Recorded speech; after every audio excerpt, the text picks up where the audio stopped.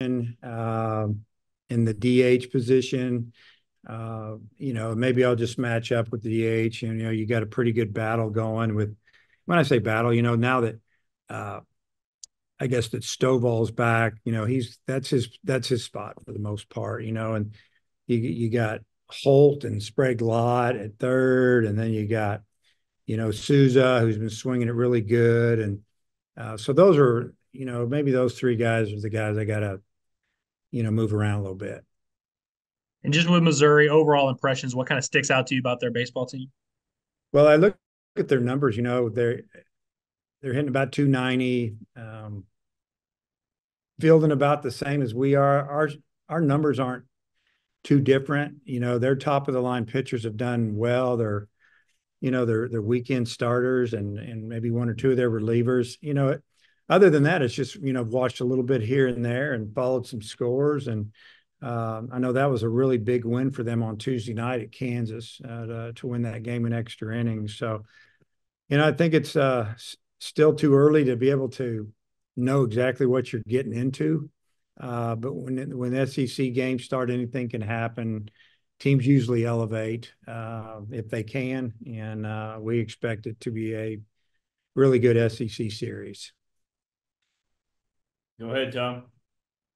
Yeah, my question was just about the general feel. You've won 10 in a row, and maybe you're not tearing the ball up like you could, but just the general feel that you got Stovall back and you got Carter back, just how you feel going into conference play.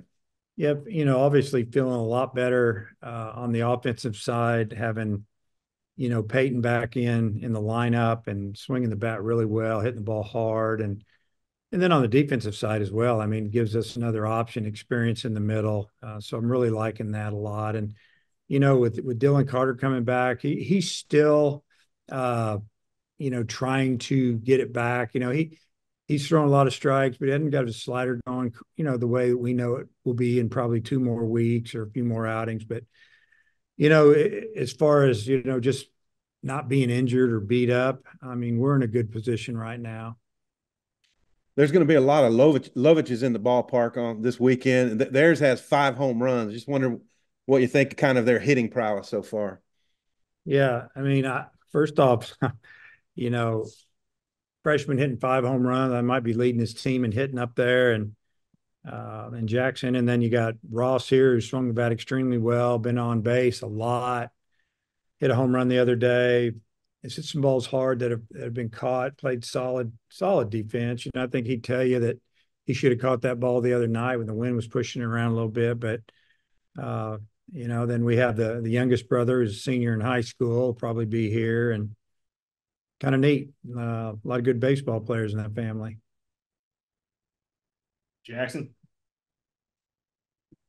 Hey Dave, do you guys expect maybe with how good the pitching staff has been that opposing teams might be a little bit more aggressive, whether that's steal, small ball, stuff like that, heading into SEC play?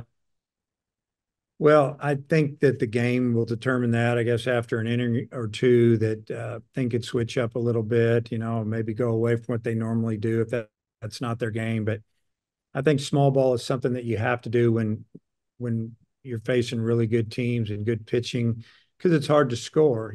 So it's a tight game. Yeah, there's going to be some drag bunting or some advancing runners and hoping you can get a hit here and punch one in. And I mean, we play the same game. We just kind of, we go into the game knowing what the pitcher's all about for the most part, but then you got to see how it's going to be that night and how we're swinging the bat. What kind of swings are we taking off of them? And then you kind of know what to do after that. And Nolan, you mentioned him earlier. I know the competition's heating up, and that's a good thing for the team. Is he a guy that maybe could project, maybe not this year, but down the road, play third base and shortstop in addition to second? Yeah, he can play anywhere, honestly. I mean, he could play third, short, second, center field, right field. I mean, we've had him in the outfield catching some fly balls lately. Just because he's been really good in the box. He doesn't look sped up. He doesn't look overmatched. He's laid off some pitches. He's taken his walks, and obviously the ball jumps off his bat. So just a really good athlete. Still learning the game a little bit, obviously, but done a great job, especially for being a true freshman.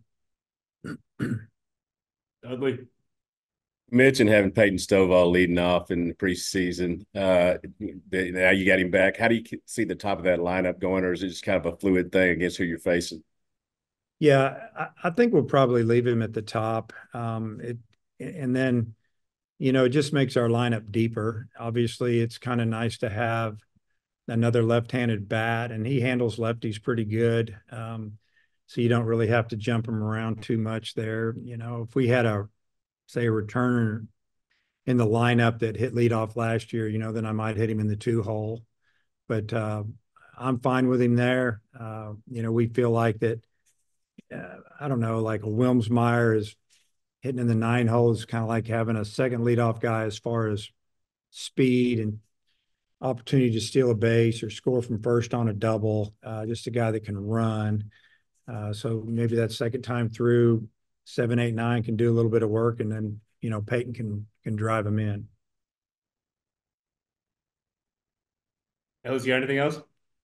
Yeah, Coach, I was just wondering with your starting pitchers, obviously you want to keep those guys available for June, but you haven't really had to depend on them too much. Haven't seen much over about 80 pitches. Do you think their workload might see a little uptick here in conference play?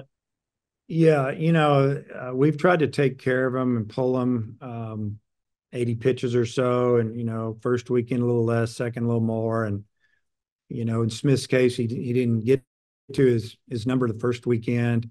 Second weekend was amazing.